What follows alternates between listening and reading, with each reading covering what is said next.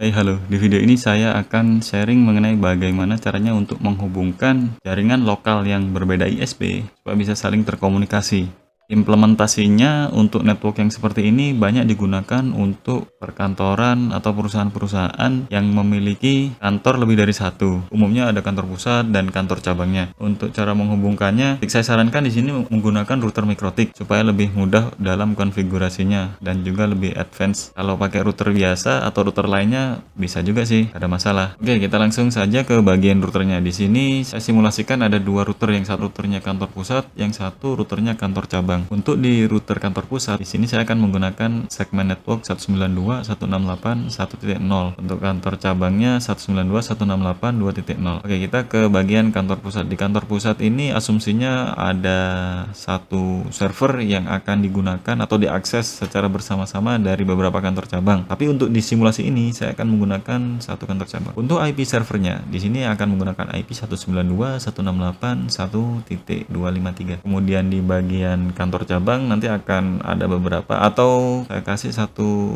PC nanti yang akan digunakan untuk pengetesan. Coba untuk menghubungkan dari PC yang di kantor cabang ke kantor pusat. Untuk proses menghubungkannya di sini kita akan menggunakan metode tunneling atau VPN. Mungkin sudah banyak yang tahu soal VPN. Di sini saya akan coba buka, ini adalah router kantor pusat. Di router kantor pusat ini IP-nya kita lihat, ini simulasi IP internet. Kemudian ini IP lokal di kantor pusat. Bagaimana untuk mengkonfigurasi sistem VPN-nya? Oke, kita akan mulai masuk ke bagian PPP. Di bagian PPP ini kita coba enable fitur dari VPN server. Caranya seperti ini, kita enable. Oke, kemudian di bagian profilnya kita biarkan default, kemudian di bagian secret kita buat ini misalkan VPN-nya di sini kita coba buat namanya kantor cabang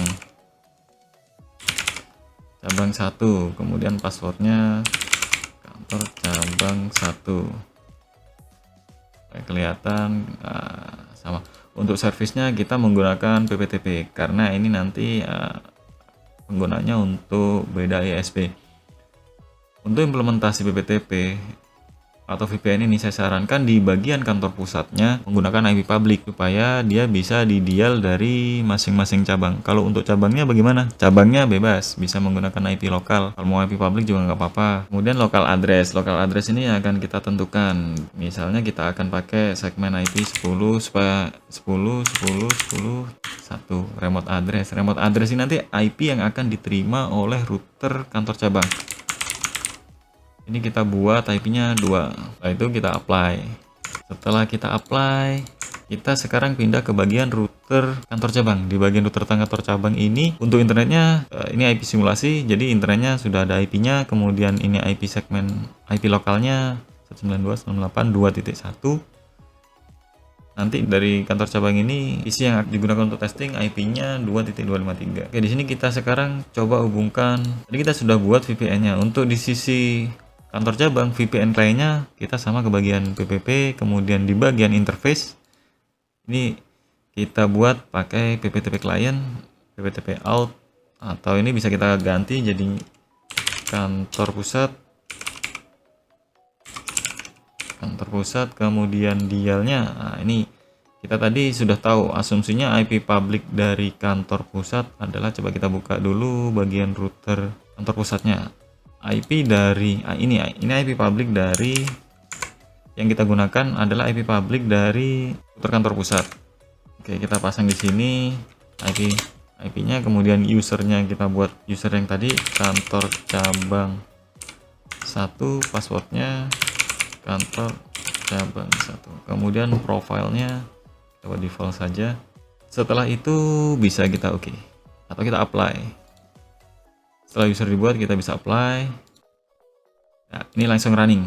Kenapa di sini ada keterangan atau note merahnya? Karena di sini saya menggunakan router versi 7. Sedangkan dari router versi 7 ini mode dari PPTP dianggap kurang aman. Tapi nggak ada masalah. Ini yang lebih mudah, ini simulasi. Nanti untuk implementasinya bisa menggunakan metode yang lain. Oke, setelah VPN-nya running, nah sekarang coba kita tes apakah IP-nya bisa langsung terhubung. Pastinya sih nggak bisa. Ini IP yang didapat dari VPN dialnya. Jadi tadi untuk IP servernya itu adalah, kita coba ping 192.168.1.253. IP-nya belum bisa tembus. Di sini keterangannya no route to host, artinya memang belum ada routingnya. Jadi bagaimana supaya ini bisa terhubung? Nah, kita perlu tambahkan dulu routing di sisi kantor cabang dan juga kantor pusat. Kalau cuma satu aja yang diisi, cuma satu arah yang bisa, nanti sisi routing baliknya nggak dapet. Artinya nanti akan tetap bermasalah walaupun dia bisa reply. Coba sekarang kita tambahkan IP route. Oke, di sini kita tambahkan IP route. Route-nya ke arah 192.168.1.0/24. Ini segmen networknya. Kemudian gateway-nya IP berapa? Gateway-nya adalah IP yang kita dapat dari VPN tadi. IP VPN-nya bisa kita lihat dari IP address. Nah, di sini IP VPN-nya adalah IP yang network ini. Ini adalah IP di sisi server. Jadi gateway-nya kita lewatkan IP VPN. Kemudian kita close dulu, kemudian kita apply. Dia reply.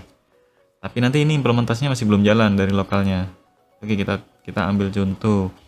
Sekarang kita coba dari sisi PC. Oke, di sini kita coba ping IP 192.168.1. IP servernya 253. Ya, masih belum reply. Kenapa belum reply? Ya karena tadi dari sisi router kantor pusatnya masih belum ada routingnya ke arah kantor cabang. Oke, sekarang kita pindah ke bagian kantor pusat. Bagian kantor pusat, router kantor pusat. Router kantor pusat akan kita tambahkan di bagian root-nya. Untuk segmen dari IP local network yang ada di router cabang, tadi IP-nya ada 192.168.2.0. Ini networknya. Kemudian gateway-nya adalah IP 10.10.10.2. Ini IP yang didapat dari dialnya tadi. Kemudian kita apply. Setelah kita apply, kita coba. Ya, kita balik. Ini adalah PC2. PC2 ini yang digunakan untuk testing networknya ke PC server. Nah, ini sudah reply.